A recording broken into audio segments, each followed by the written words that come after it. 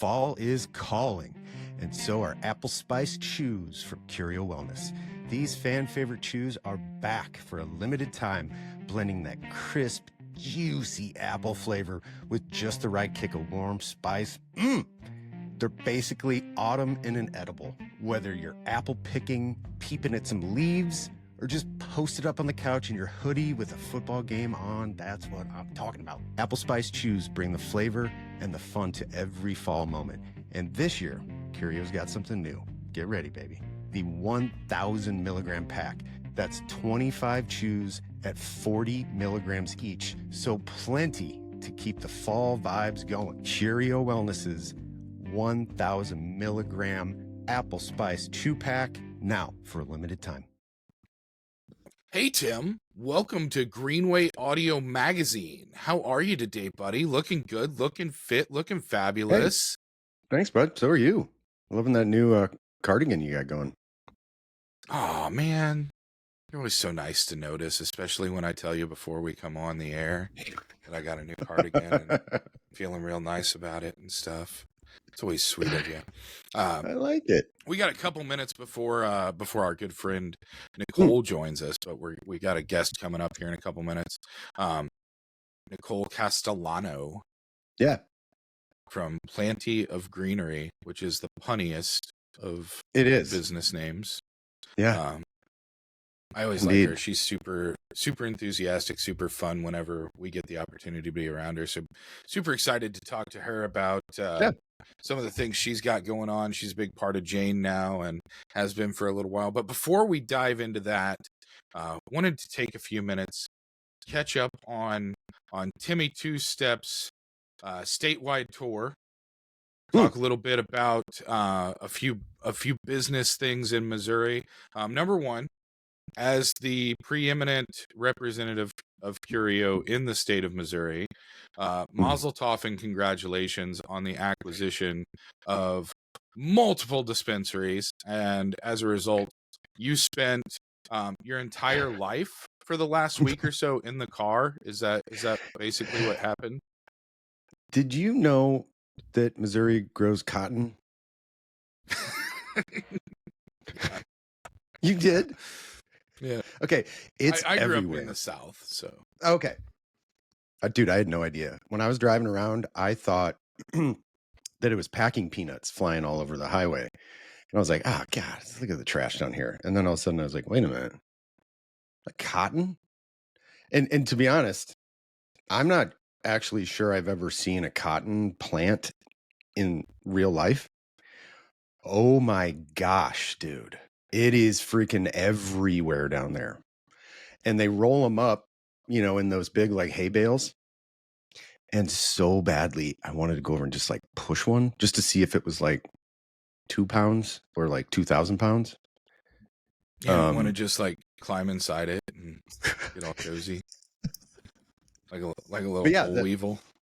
The southeast of the state is very cool. I mean, some great people down there. Holy cow! But yeah, we're very lucky to we acquired Greenlight in Hayti, Sykeston, Poplar Bluff, and Cape Girardeau, and so it was just so good seeing the people down there shaking hands and everybody excited, and it was fantastic. And I'd really never been to that part of the state outside of just like driving to Florida.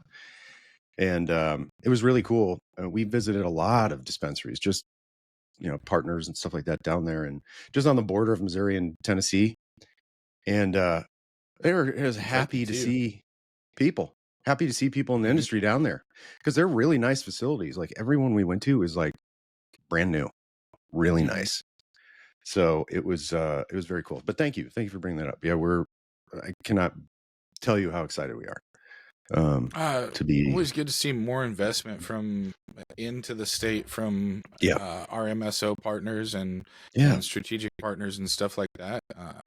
Unfortunately, we saw in the same basically same time frame that Curio is expanding. We saw Maramed announce that they're pulling out completely of Missouri for the time being, and basically in their release and in the information I've gotten from people over there, they've specifically stated that it's not conducive to be an independent manufacturer in Missouri right now.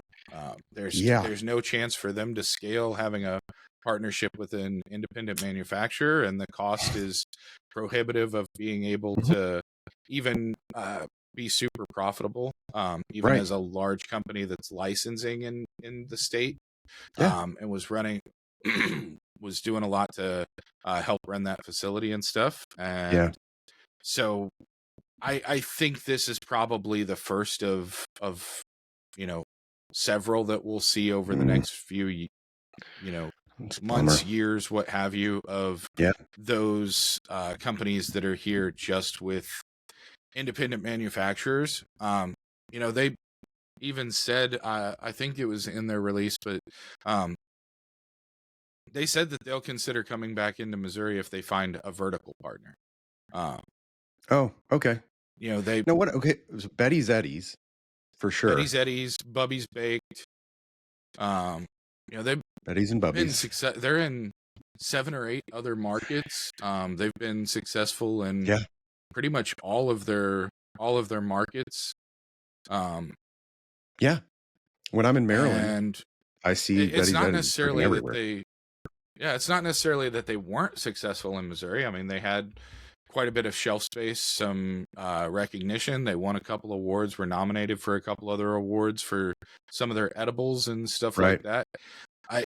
It's literally just the state of the market right now. If you're not a vertical or a vertically integrated company, or you haven't got the type of relationships where you've got some kind of backing, between reciprocity and just cost of production, it's going to be tough for it is for independent manufacturers to be overly successful. So it's hard out there for a pimp. I mean, it just is. Seriously, like this, it's tough. It's very tough. So we are lucky. That's always been one of my favorite things about Missouri, is how many different manufacturers and how many different brands we have. And so I'm hopeful that we do see them come back, and we see more brands, figure it out, because we have a lot of really great independent manufacturers and a lot of really great brands that are attached to independent manufacturers and things like that. So hopefully we can just find shelf space, and we can, we've got a few more cultivation licenses that are coming on. And like Brian Fox told us recently, there's people bringing in all kinds of new genetics, and we've got the micro business license. That doesn't interact with the comprehensive market, but that gives us more variety, more opportunity to see, some unique and different things, and hopefully another level of craft in that. So I saw Kush 21. I drove by it. I didn't have time to stop, but it's a really cool facility right there in Cape Girardeau. It was just nice to see, and it from what I recall, I might have had some cotton residue in my eyes, but I saw it was a little bigger than I expected. It was very nice looking, green. But yeah, Kush 21. So I hope they kill it. I hope that they, have a nice some success down there. Yeah, I'm happy about it. Super excited for anything that brings more diversity and more 100%. more brands, more product variety and stuff to the market. I'm always in favor of that.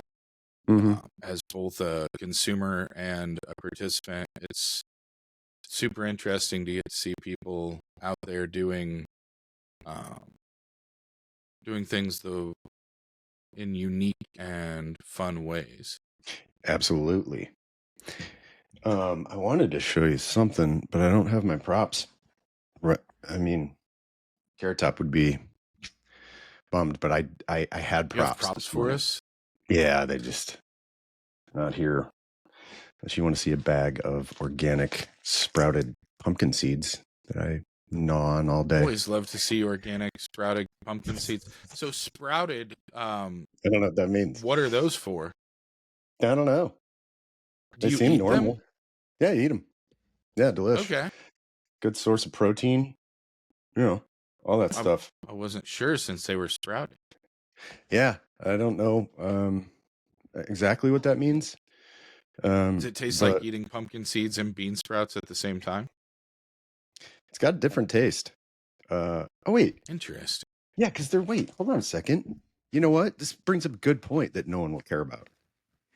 Regular pumpkin seeds are white. These are sprouted. They're like little brown ones. See that? Interesting. People listening? Sorry.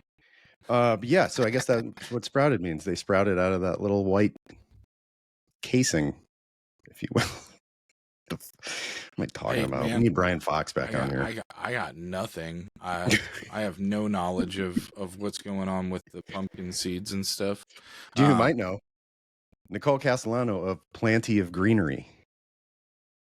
We should bring her in, see what she knows about pumpkin seeds. But first, hey guys, Brendan and Turkey Tim here to tell you what we're thankful for this November. And what we're thankful for is Kind Goods. That's right, Kind Goods. We're thankful for the lovely staff. We're thankful for the bright and welcoming locations. We're thankful for the community interaction. And most of all, we're thankful for the high fidelity house of brands with good taste edibles, pinpoint extracts, and daybreak flower. You can't ask for more than that.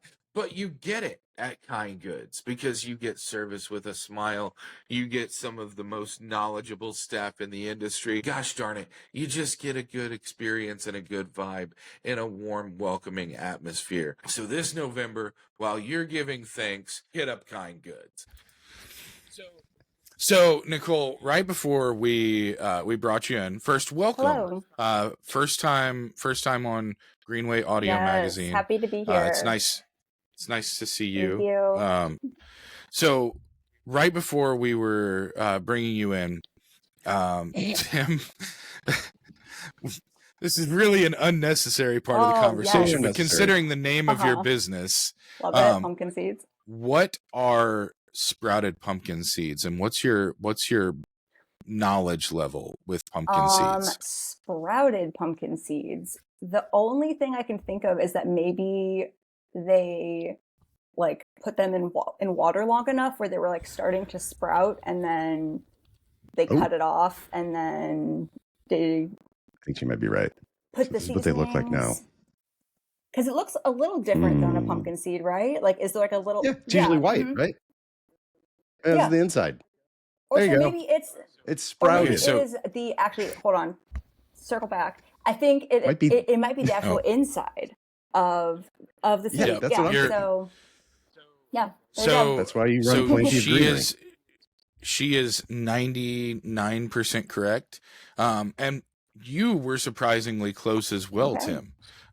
So sprouted pumpkin seeds are just the pepitas. It's the kernel inside that's been allowed to sprout and germinate, so that it increases nutrient bioavailability and makes them easier to digest. All right. I was about to say, yeah, you nailed it. And we're bringing this up because as we record, tomorrow is Halloween, and pumpkins are a big part of Halloween. If you didn't know, so kind of big deal. I'm gonna sit here and eat the insides. Is that why? That's why we were bringing it up. I wasn't aware. I thought Tim just had a very seasonal thing going. I'm very seasonal with my snacks. I love it.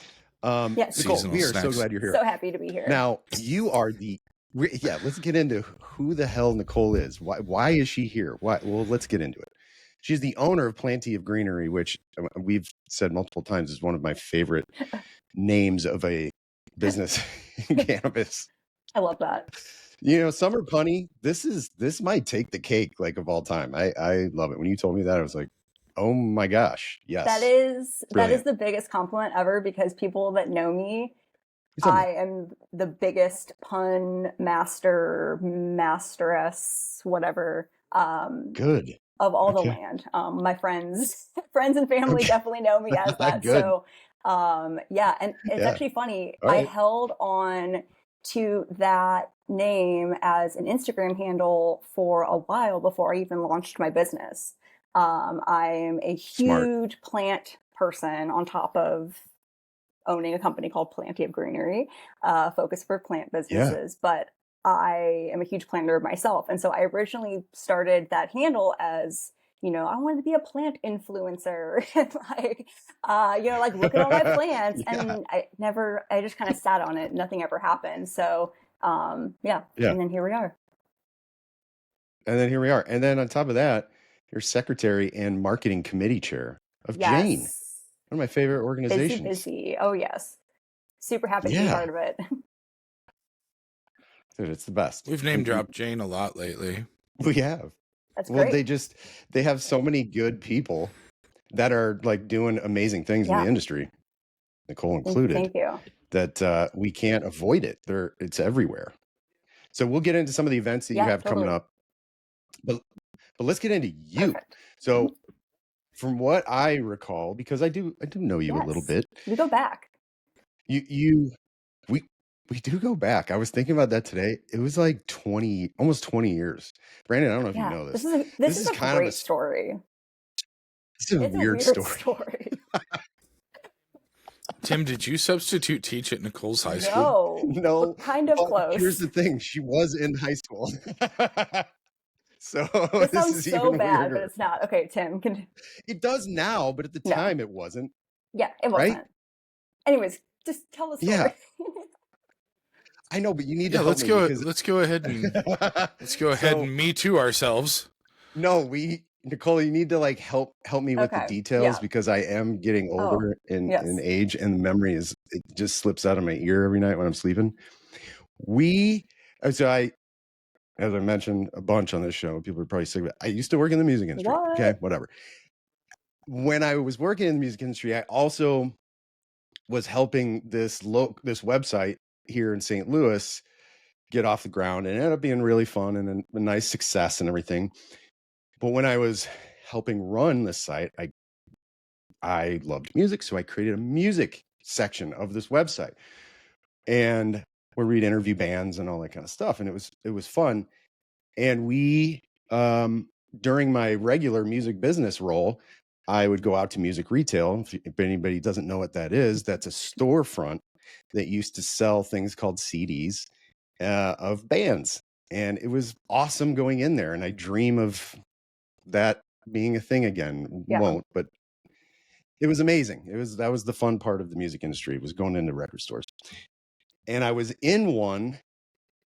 It was Borders? Barnes and Noble. Barnes and Noble? Yes, Barnes and Noble. Barnes and Noble. Yeah. And I was talking to a lady, and we were talking about releases coming up and all this kind of stuff. And Nicole, just jump in if any of this is correct. You're doing a great job. And I was talking to her, and I was like, yeah, we're doing, here's some albums coming out, whatever, Nora Jones, Amos Lee, it was that Perfect Circle. It was that kind of era. And Corinne Bailey Ray was like another, Corinne Bailey Ray. Yep. Yeah. That time frame. And I was talking to this lady. She was like the manager of that department. And I somehow the website that I was a part of came up, and I said, we have a music section and we write, things about bands and interview. And she goes, oh, my daughter is in high school, and she is really creative and a really good writer. Spoiler alert, it was my mom.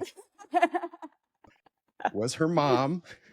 She was biggest like, fan. Would you be interested in like her maybe being a part of it, of the music department? And I was like, yeah, of course, for sure. So we hadn't even met. I was writing for my high school, shout out Lafayette High School, for my high school's newspaper. And I think also, I was the entertainment editor for the Image. Yeah. And my mom is my biggest fan. She still is today. Anytime we're anywhere that has a business that could be related back to my business, she's always like, so my daughter has a social media company, That's what happened. She's the best. And so, she pulled that on you in the best way. Yeah. Yes, she did. She did, and she was like, my daughter would be great. She would be a big asset to this. It'd be great. And I was like, okay, yeah, send her, give her my information. So we chatted, and then hired you as a writer. Yep. I was writing for a website when I was like a junior in high school. I thought I was the coolest because my very first, like, I wanted to, after seeing Almost Famous, I wanted to write for Rolling Stone. Like, I was like, hell yeah, like, this is it. I'm an entertainment editor at my high school. I'm writing for this like music website. And I think you even like gave me tickets to see, it was like Katie Tunstall and Kevin Devine opened up for her. Okay, and that night, I don't even think I told you this, but I ended up actually doing an interview, or no, maybe I did, because I think it actually was on the website. I ended up talking to the merch guy at for Kevin Devine, and I was like, yeah, he was great. Like, you know, I write for this website and I write for my school newspaper. And he was like, oh, well, I'm sure Kevin would want to chat with you. So I got to go backstage at the pageant and interview Kevin Devine. And it was like the crazy, it was wild. So that tells you anything about my personality. I will just go and talk to anybody, especially a wall. Yeah. So Brandon, I am sending this poor high school girl out to clubs at night to interview bands. To be fair, that's the same thing that we were doing back in the day. Foo Bar and stuff, I think. I was like, Nicole, hey, this band's in town. They have some time tonight. Will you go and interview them? What year was that? 2007. Yeah, was it? 2007. It might have been before 2006. That. Okay, well, yeah, you would know. Yeah, 2006, 2007, probably. But yeah, I remember I did an interview. I don't remember the band, but I did an interview like right before they played in like the alley behind the music venue, and I'm like, was it Fountains of Wayne? I'm trying to remember who. No, it wasn't. I remember there was a few that I was. Yeah, hysterical. Just, you know, young Nicole just cruising the streets, interviewing bands. But yeah, that's. To be fair, that's how I got me too started with stuff. My high school newspaper was I did editorials and sports and stuff like that, and then I started submitting CD reviews to alternative press my junior year and wound up having a handful of those like run in alternative press, and then made a press badge and, you know, showed people that I was published in alternative press and started getting in free to concerts. And that's what got me into booking and taking photography, taking photos and stuff. And around the same time, I graduated in 2004. So I was booking from like 2003 to 2009. My last big show was the end of 2008 or beginning of 2009. But yeah, same time frame, same creepy crawl, same foo bar, same hole in the wall clubs in St. Louis and stuff. The Red Flag, when it was a hole in the wall before they like redid it and made it huge. Yeah. Oh man, Rocket the good bar. old days. Yeah, I mean we really just the three of us, we were just go-getters in high school that wanted to get into music and talk to people, and all three of us are right here 20 years later. I know. Clearly it worked out. I love that. Yeah. Clearly it worked out well for all of us. And then I found out that Tim was in the cannabis industry actually because of JAINE. And that's how like we 15 years later. And that's how we reconnected. And you were even a client of mine. And here, look at us now. Right. Like, wow, full circle. Look at us now. Amazing. And she used to work at Maypop, which is a coffee shop / plant nursery. Yes. Plants. Right down the street from when I worked at Paradowski Creative. And I didn't know you worked there, but I was there all the time. That's crazy. Passing shifts. And so it was the coolest thing. It was coffee and a nursery. Yeah. I don't know if you've ever been there, Brandon, but it's awesome. Yeah, it was a nursery for babies, like Muppet Babies nursery, or Muppet Babies everywhere. What a great show! Now that theme song is gonna be segment Muppet Babies. Make your dreams come true. Okay. Yeah. Hey, we only get like 17 seconds, or else we Okay, get was that trademark enough? infringement or You copyright got it right Did I under get it. right infringement. So under it? Okay, cool. Yeah, I you're was gonna good. keep going, so thanks for I cutting think me you're off. good. But no, like plants, like house plants, outdoor, perennials, annuals, the whole thing. But yeah, I actually so obviously born and raised in St. Louis, but I moved to Colorado for a little bit. And when I moved back, I started working at Maypop just as like a plant care person. And then they secretly wanted me to eventually do marketing because they had seen my background. And so I ended up doing marketing for them for a little bit before I left and went just to a different plant company. Yeah. Okay. But yeah. So you love plants. I mean, love that's plants, what it comes yes. down to. I got a big snake plant behind me and You got a plant big right there. Schefflera, and if I could turn my screen around, I got probably 20 plants in front of me that I'm looking at. Yeah, I currently have. Don't talk to Brandon about his plants. I currently have 75 house plants in our apartment. Oh my gosh. At one point, when we had a house, I had 175. That's when I was like working at. That's when I was working at plant shops and like getting discounts and then like bringing home plants that like were sad and needed to be rescued that like weren't going to sell. And so I was just like bringing home so many plants, and we had the space for it. We had a house, and you had Planty of Greenery. I really had Planty of Greenery. There's always greenery around me, whether I'm wearing it, whether I'm smoking it, whether I'm watering a plant. My eyes are green. Like Green Bay Packers are my favorite football team. Like, let's go. Okay. We were doing so well. And did I struck a chord? Yeah, with both of us. I'm not sorry. No, I'm just kidding.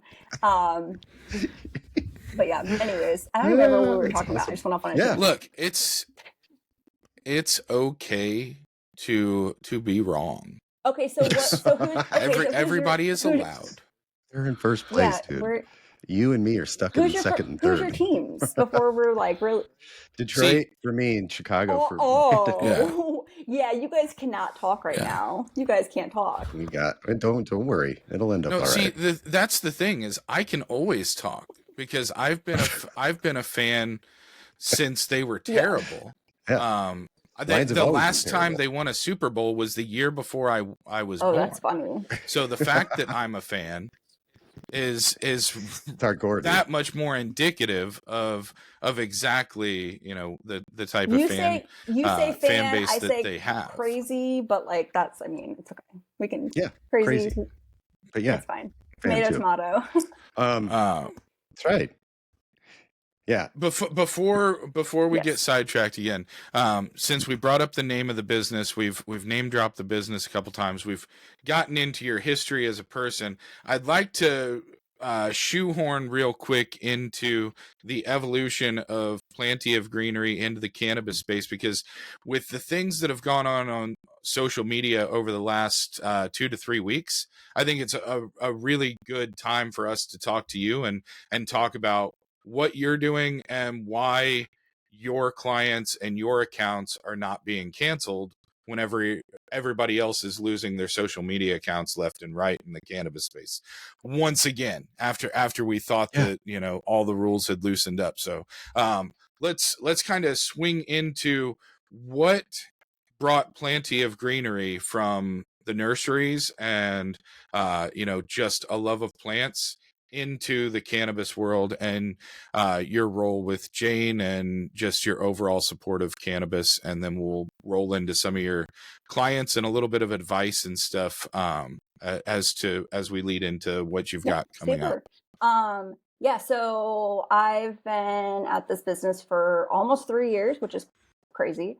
And I decided that I wanted to work for myself after years of working for other people, and I have such a love for small businesses, and so I decided I wanted to create my own small business to help these small businesses market.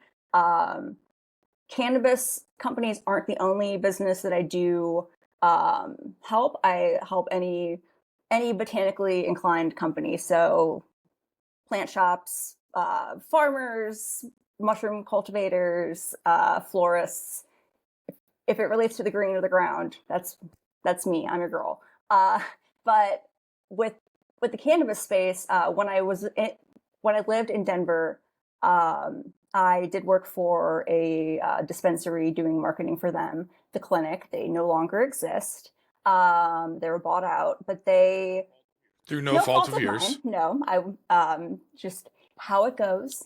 And so I was doing social media for them, and then turned into running their whole marketing department. And so I saw a lot of the ebbs and flows of social media and how and that was back in like 2016 through 2018. Yeah, I was going to ask, like, yeah, when so that was this? 2016, Because 2018, it's a and so completely that different was world like now. so Okay. people were really kind of throwing stuff at the wall at that point, just to see what stuck, and to see what what was going to work and what was going to get shut down. I was very lucky that sometimes I would tempt the waters. We would put up a price in the photo, but not in the caption, and like that worked for a while, and then that didn't work, and then or you would, a lot of people now are like spelling cannabis with like the @ symbol, or like we're calling it gardening now.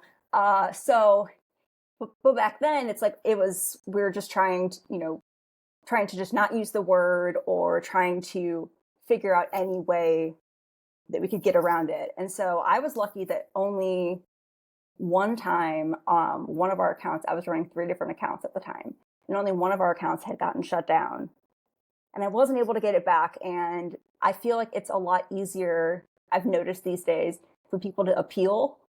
I don't know if that's just because they have more people like paying attention to it and that are like helping, or that are on the case, I guess, of like helping these companies appeal.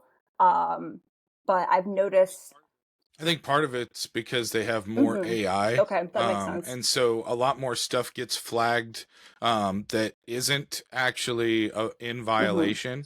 And so they had to increase their appeals process because of the number of accounts that were getting flagged for things that were not actual violations. Okay. Yeah, because I've seen accounts get flagged, and they're like yoga accounts, and they're like, I wasn't even talking about anything, like anything remotely close to that. So yeah, that definitely makes sense. So it seems like now, especially with the use of AI, the problems haven't gone away.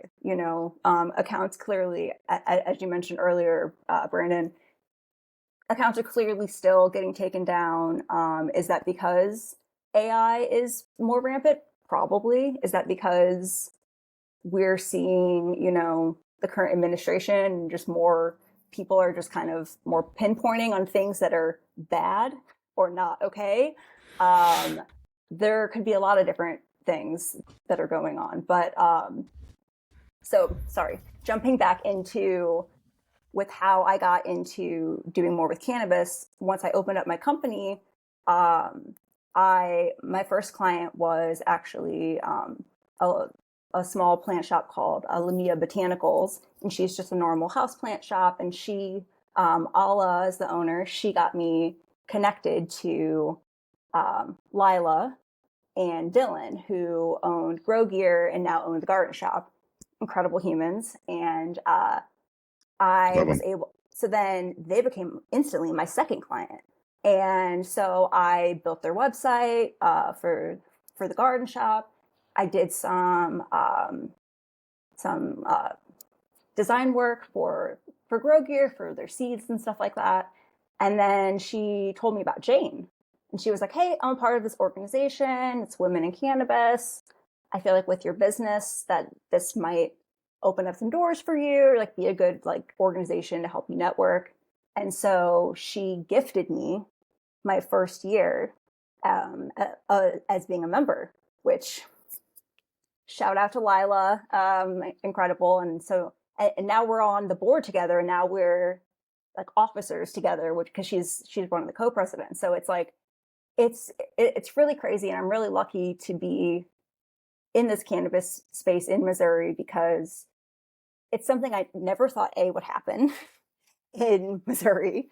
Somebody that grew up here and having lived in Denver and see how they were doing it and to come back here, it's been so interesting to compare and contrast like what's worked and what hasn't. But the interesting thing is that once I came back here, I was like, okay, so I have the knowledge from the past, but things have obviously changed and regulations are completely different. So I didn't really know how to jump into the cannabis space here. I did try to apply to be a bud tender. I actually got hired, but the company wasn't right for me. During the end of the hiring process, I was just like, I don't think it's going to be a good fit. So I had my badge, and so I was able to go to these events and to kind of like learn a little bit more about the industry and to network. Being able to go to the Greenway award events and stuff like that has been beneficial. So I got a chance to kind of wiggle my way into the industry, and which is something that I've always kind of been good at.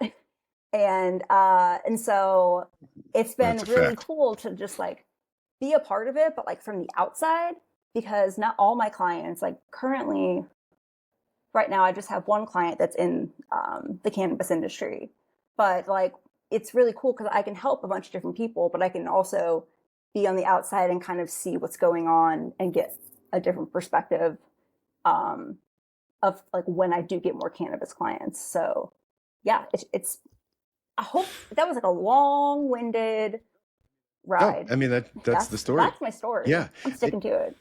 Yeah, exactly. And I know you, and a lot of your, going through your resume and stuff like that, I can tell that social media has been a big part of a lot of the places that you've been. Social media and cannabis is an ever-changing landscape that, there are so many rules and regulations that change all the time. I mean, just in the past few days, I've seen that, I don't know if it's out there or whatever, but the FDA is going to change what you can and can't say. The word may, which is what everybody used. This may help with it. Nope, can't do that anymore. That word is gone now. Like, you will get flagged for that. Which is insane. So like, this is crazy. Yeah. May. No. Can't say that. So, now it's, you say like could? You got to focus like more on. Could? You can't say could? No, you got to focus more on the event that you're doing. Like, this is formulated for a nice evening around the fire. Oh, formulated. Okay. We're getting all scientific now. All right. Putting on our lab coats. Yeah. So I don't know, I think that's out there, or they, I'm sure they'll hopefully give us a little more guidance on what we can and can't say, but May was the word forever. That got and us through a lot. And I think this might, yeah, it did. I think this might just have to do with things that are in print, like promotions or advertising and stuff like that. I think when you're speaking, you can say what you want, but I forgive me if I'm wrong. I'm not a lawyer, but as far as it being in print, you can't, talking about the benefits, you can't really use that word anymore. I'm wondering how long it will be until you can't say it with AI getting more developed and say the word cannabis. I mean, cannabis or may, or, any of the other words, I mean, it may even get to that point. It may. It's going to be May. I mean, I wonder if it would even flag the month. I mean, like, how would they know? Yeah. Yeah, exactly. Brandon, we need your input on this. I know you know knowledge on these knowledge. Well, the biggest thing that's always been part of regulation is that because there's not enough study and because there's not enough like direct documentation, the advice that I've always given to clients and the things that we've run by with Greenway was outside of the state regulations for Missouri. The only thing I've ever said is if you're going to talk about effects outside of typical experience, but you're going to talk about something, what it can potentially do from a therapeutic perspective, make it anecdotal. Say for this person, this is the experience they had. Give a specific example, use quotes from somebody, and make it anecdotal, because they can never restrict anecdotal information. You can't restrict someone from talking about their own use experience. So we've really never been able to talk about what cannabis can do potentially unless you were either a doctor or a pharmacist. And those were really the only two times that anyone should have been talking about what cannabis could do or anything like that, with the exception of the few products that we've seen that have had actual testing and stuff around them. Curio's been really good about doing some of that stuff historically because they have actual data that supports it, but the data segment is so small that it's still technically anecdotal information, but they can point to actual data and say, in a group of this many people, this is what we've seen. And if one of the big reasons that we're seeing more focus on FDA regulation and more focus on what the FDA does as far as nutraceuticals and stuff like that is because of the push for Schedule 3. If we do wind up rescheduling cannabis, which a lot of people are really excited about, the reality of that is that most cannabis companies in the United States are not prepared for what Schedule 3 actually means. Schedule 3 means trials. Schedule 3 means studies. Schedule 3 most likely means either a significant or complete reduction of smokables as product formulation. There's a good possibility that would restrict vaporizers and stuff as well, because it's going to be really hard to make the case that any form of smoke is somehow good for you. They do have, government has some information from the 40 plus years that they've done of studies for medical cannabis with veterans and patients and stuff like that. And we're talking about the old school film tins with the weed in it and stuff. But they're going to point to that and say the reason that we could never approve marijuana was because we didn't have the type of delivery systems that we do now. And now that we have edibles, now that we have tinctures, now that we have sublinguals, now that beverages. we have aerosol sprays, beverages, all these different delivery methods, smoke is no longer needed. And so I think it's a very real possibility that when and if we see rescheduling outside of just straight legalization, that smokable flower may be something that goes the way of the buffalo. Outside of adult use markets. Something I didn't even think about, that makes perfect sense. And with that, we'll see reduction of brands significantly, which is crazy. Yeah, and anybody that's not been doing their own research and anybody that doesn't have an FDA ready lab is going to be years behind. You're going to have to do retrofitting. You're going to have to do major changes. You're going to have to get new certifications. You're going to have to bring in people that are capable of doing things to an FDA standard. If you're SOPs, if you're PMPs, any of that stuff, if your equipment isn't able to be ISO certified, you're going to be way behind. So just because you can do something right now and you're really, really good at it, you should be looking at what the FDA regulations are going to be able to do the same thing that you're already doing, because I believe that that's a large part of what we're seeing with cannabis accounts being canceled on social media and stuff like that.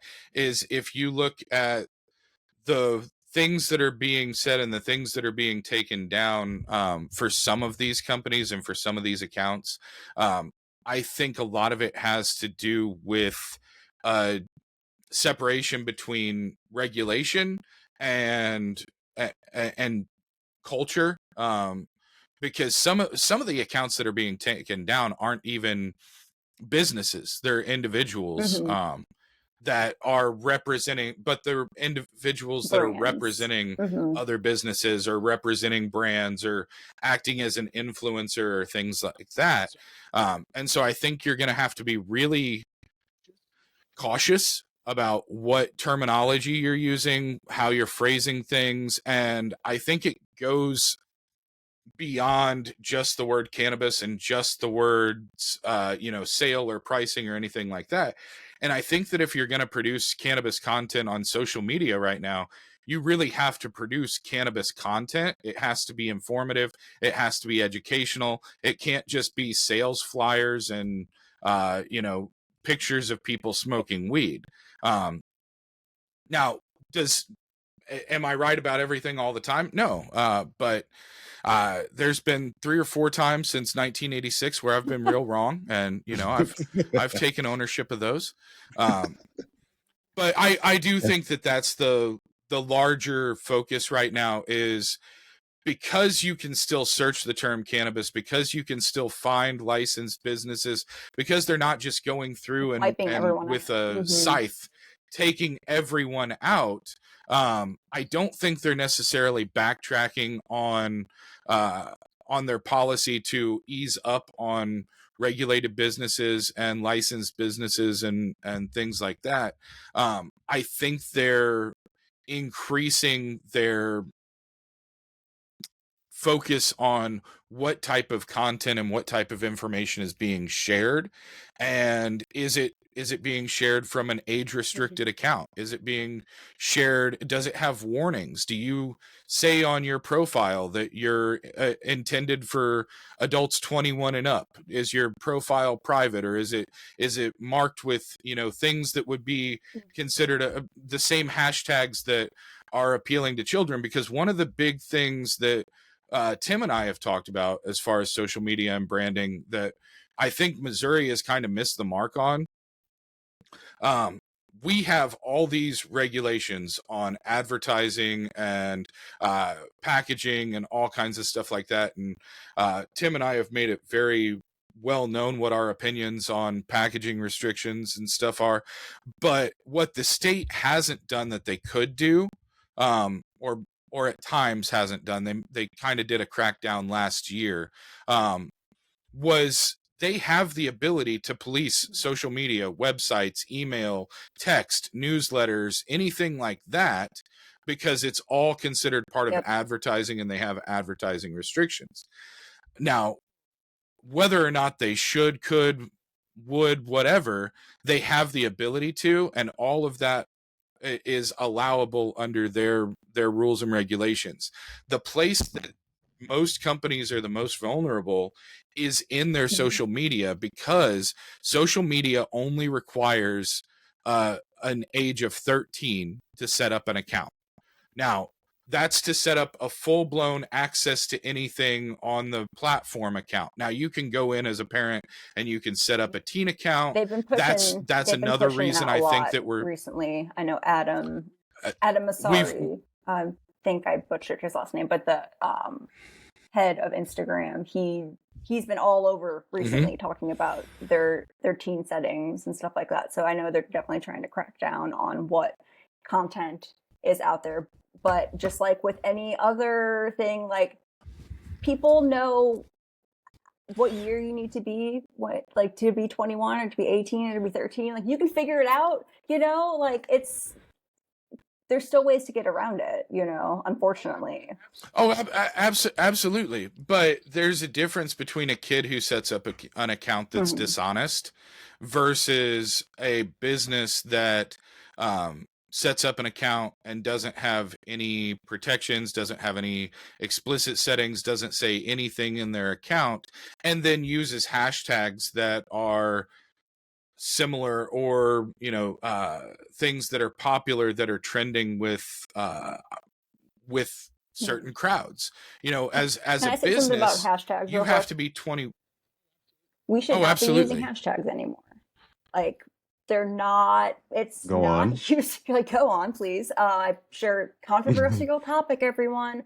But we should not be using hashtags anymore. They're not being used for what they were originally used for.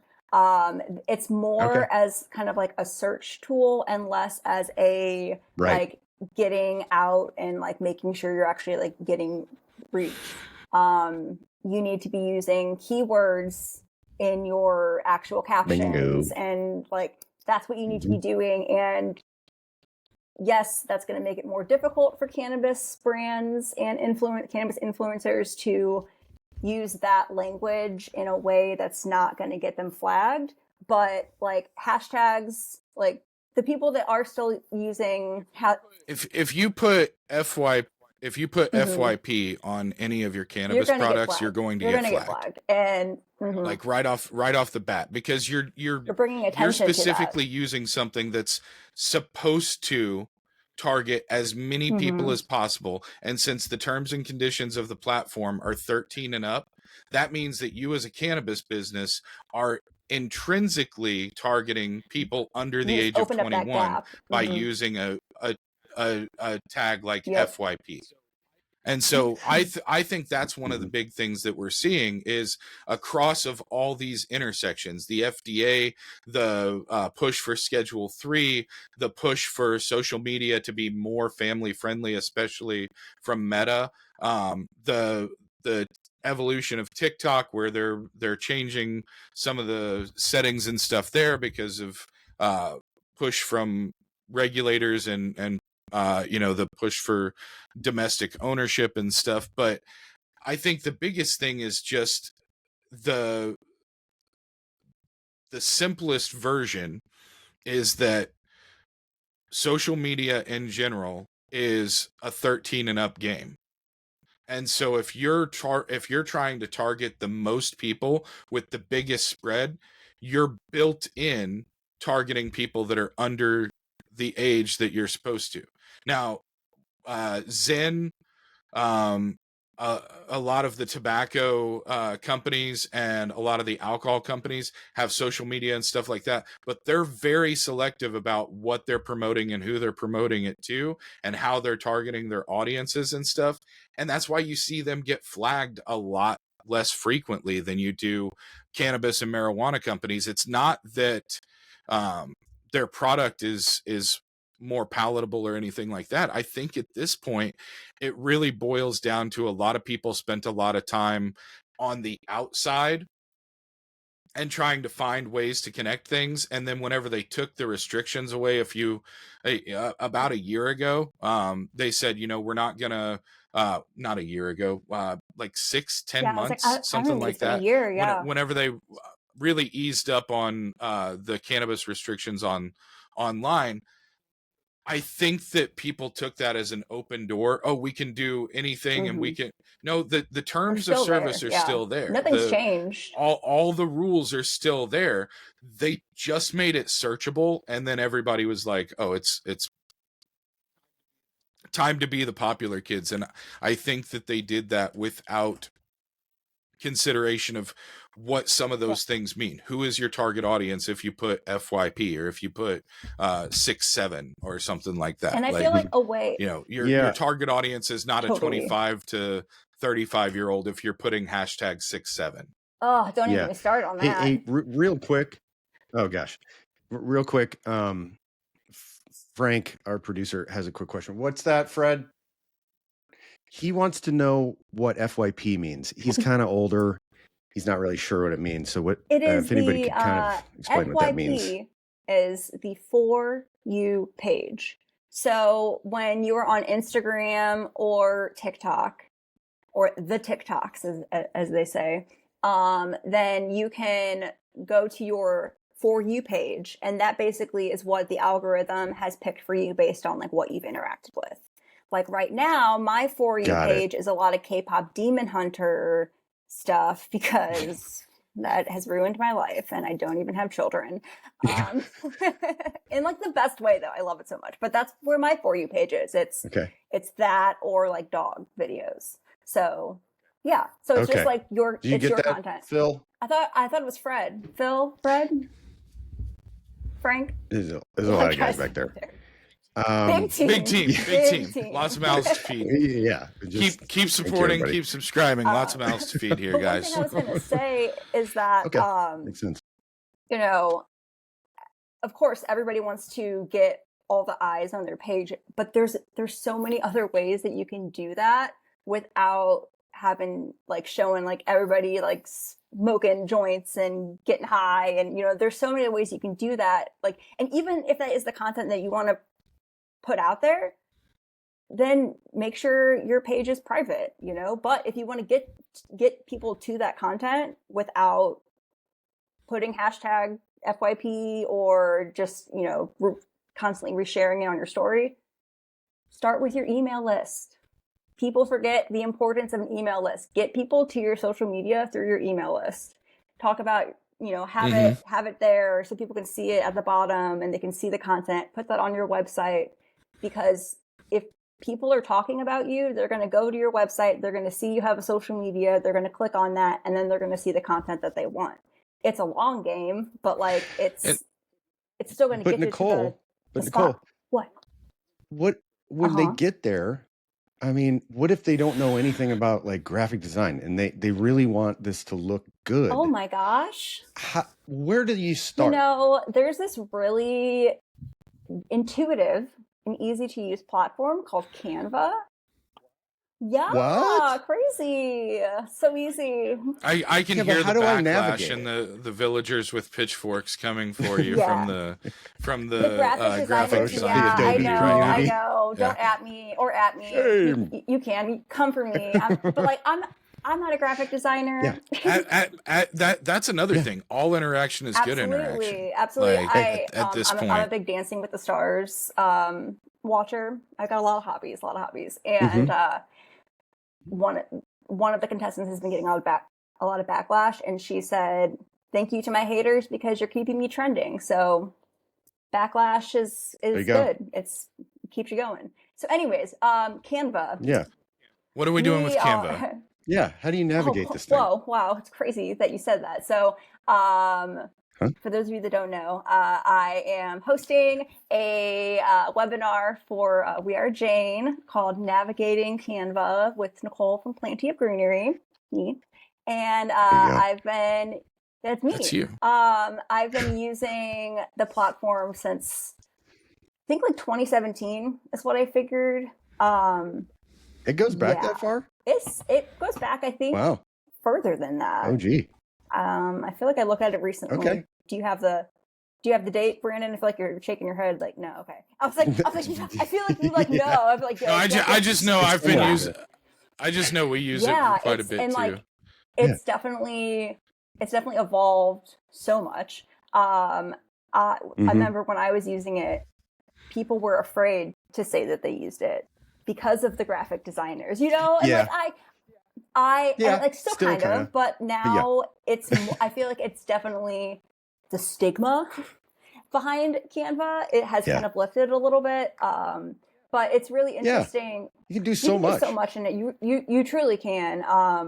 And just how I've used it is it's just evolved so much with how I use it. I remember just making like simple little, actually my first logo for my business, I just put I put a pot leaf, I put a cabbage, and I put a monstera leaf, and I put Planty of Greenery. And I was like, this is not even my best work, but we're starting a business. And then I did work with a graphic designer, and she did help me, but she also used Canva. So, you know, it's definitely it's definitely for everyone. But yeah, so Tuesday, November 11th, 6 p.m. Central Time, 6 to 7. Come with your questions. I am going to be live designing just like a flyer while I kind of explain what I'm doing, I figured that that's probably going to be one of the easiest ways. I'm a visual learner and a visual teacher, so I think that that's probably going to be the best way. But the biggest takeaway that I want people to understand is keyboard shortcuts are your best friend when it comes to Canva. Like, I feel like I'm not good at that. Can like whip something up, and I'm just like constantly doing keyboard shortcuts, and for copying, copying and pasting, and yeah, me too. like, I'll send you guys a link. With some shortcuts, but no, I'll try and join if we're. Honestly, I may have to join from the swim meeting. The main reason I use Canva right now is because I set up all the templates for stuff on the computer, and then I'm able to edit stuff while I'm on my phone and stuff. We've taken a couple weeks off of social media with the all the crackdown and stuff like that to make sure that we've got all of our P's and Q's minded before we do a launch. And what we found is that for us, social media works really well in batches. Instead of posting something every single day, we kind of carpet bomb a lot of content over a week or so worth of content, usually right at the end of the week or the weekend, whenever we have the most the highest interaction. No, that's a great strategy, because I'll have client content that we posted like 2 weeks ago that's still getting traction, which is awesome. So I really feel like that social media has shifted in that regard, that you do see a lot of people posting more frequently in a day than you would in the past. And I think that that's a great way to get your reach higher, because you don't know if Joe's going to see it, but Sally might see it, and Frank and Fred, they might not see this one post, but they'll see, your fourth post that you posted that day, or maybe they'll see it in 2 weeks, so it's really, it's an ebb and flow. Social media. It's a lot like like nurturing plants. One might say. There you go. Whoa, bringing it back. But yeah, back to bringing it back again to the Canva thing. I use it so much. I'm currently working on a website for a client right now, and I've used Canva to design the background and put different I did all new product photos for them, so put their product on like a really fun background that's in their branding colors. And then I'm working on a marketing deck for another brand right now, all in Canva. And then everything I do for JAINE, everything you see on JAINE's social media, and a lot of stuff on the website, and all the email content, it's all brought to you by Canva. Well, that's great. So okay, so let me just repeat again. Navigating Canva with Nicole, Tuesday, November 11th. And by the way, when I mentioned the time, I literally braced for impact, because I live with a house full of teenagers. And so when I said it was from 6 to 7, I went like, oh my gosh, I was like really waiting funny. for the. I'm so sorry that I was like, I'm home. Yeah. This is a safe space. So thank you. This is a safe space. Yes. Reserve your spot for free. It's a webinar, Tuesday, November 11th. And you can go to, we also need quick. You can go to We Are JAINE, Yeah. wearejaine.com, /events, and then you'll be able to sign up for that event. See a picture of you on a computer. Yep, that's me. And then we cannot forget JAINE and Harvest, which is like a week later. Yes. Monday the 17th in Nixa, Missouri. Nixa. Yes, the Treehouse, which is awesome. It'll be our second event there. It's great. It is a consumption lounge, and it's also happening around the time that a lot of other people in the cannabis industry are probably going to be in that area, certain dates. So people should come. People should sign up. Again, wearejaine.com /events. We did a JAINE in Bloom event in the spring, and it was so well received. We have such an incredible Health and Wellness Committee led by Nurse Sammy, name drop. Another person y'all should have on the podcast. Get some Nurse Sammy. cannabis cannabis knowledge from a nurse. But and so she's done an incredible job, and we just had a great experience for the last one. We did a sound bath, like healing thing at the end where we all came together, and like we all put on by Cassie's infused sound healing company. So see, it's all tied. We all tie it together. So yeah, we're doing it again. We have a couple sponsors so far. We have Curio and C4. The table is going to be back with some incredible charcuterie. They're going to have infused cannolis, which is going to be delicious. Holy cannoli. Infused cannoli. Like, get out of town. That's going to be amazing. And then we also have C4 as a sponsor. And who else? Yeah. Elevate Mind and Body. She's, I think, a massage therapist and does like IV, like the IV drips and stuff like that. So we are still looking for sponsors. And then you can sign up for sponsorship and sign up for tickets at, like I said, wearejaine.com/events. How do you spell Jane? Oh, it's JAINE. Got it. Okay. Good to know. Crazy. We're coming to close to hard cutoff time, so I apologize that I've spent a lot of time talking. But before I let you go, I want to ask you two things. One, what is like your one takeaway right now, your most important piece of advice to anybody who's currently working in the space, whether it's a big company or a small company? What's your one piece of advice to them currently as far as their interaction and social media and the way that they're marketing themselves online? Yeah, wow, that's a loaded question for just a small bit of advice. But I would say, don't be afraid to think outside the box. And planning is your best friend. I feel like when so many people see social media as just like a knee-jerk reaction, and I feel like that the best content and the more thoughtful content comes out when you actually plan it.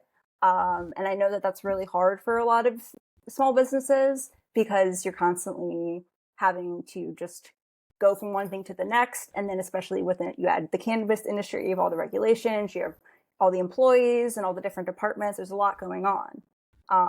But if you hire someone like me, I can help. I can ease that. I can ease see what I did there? I can ease the frustrations and the stress of trying to handle all of that while still running your business. So hire me. Wonderful. I'm fun.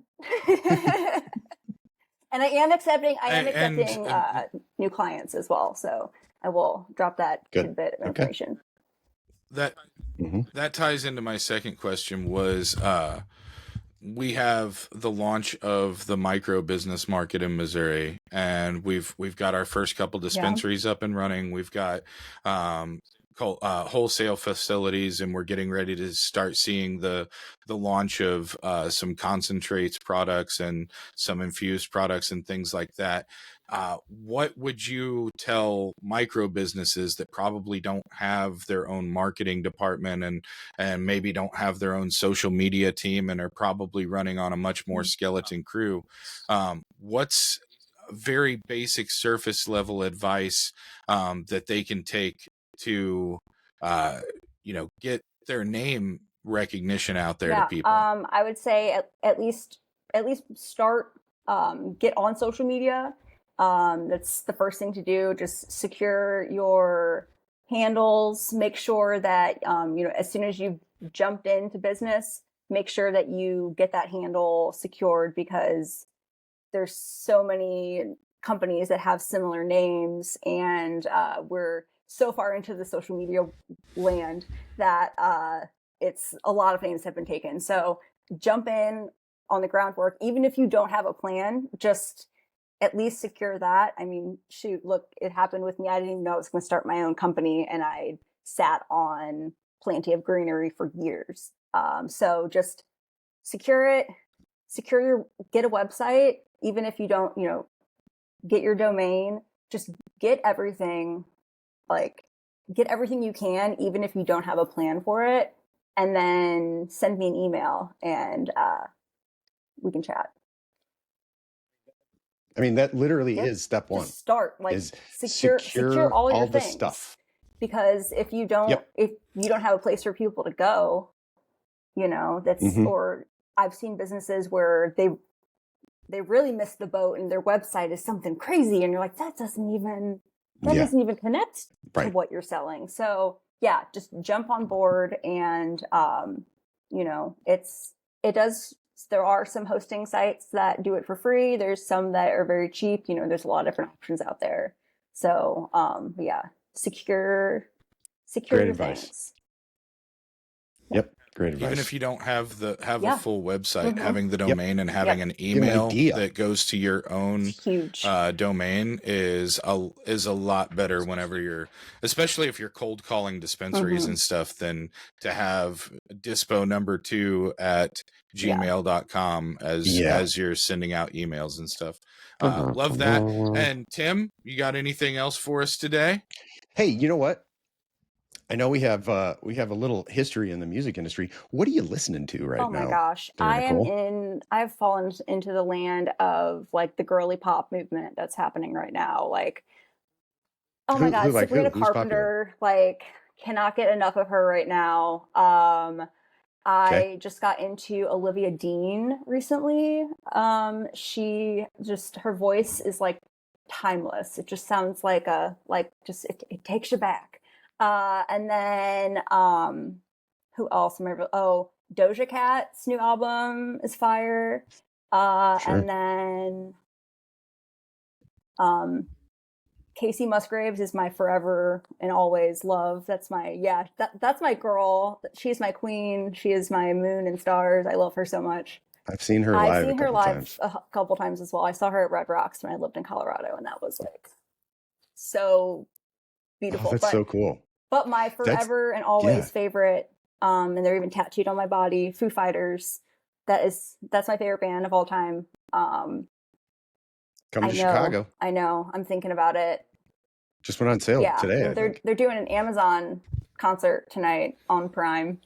So yeah. Oh really? 7 p.m. on Prime. So how about the little trade with the drummers? That was dramatic. That was kind of weird. Yeah. Like they got Nine Inch Nails drummer, and then Foo Fighters drummer went to Nine Inch Nails. Yeah. Returned to Nine Inch Nails, but now he's going back to Weezer because he played with Weezer for a second.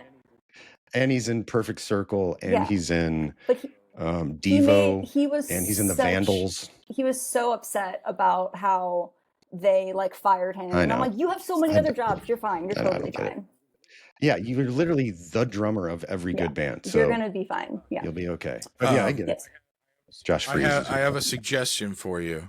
It kind of combines a little bit of Foo Fighters, in my opinion, and girly pop. For sure. One of my daughter's favorite bands, and specifically her favorite song right now, Beach Bunny, Year of the Optimist. Oh, okay. I've never heard of that. Beach Bunny, Year of the Optimist. Okay. Yeah, Beach Bunny is the band, Year of the Optimist is the song. If you haven't heard it before, Beach Bunny is a 3-piece, I believe, that's kind of in between indie and pop punk.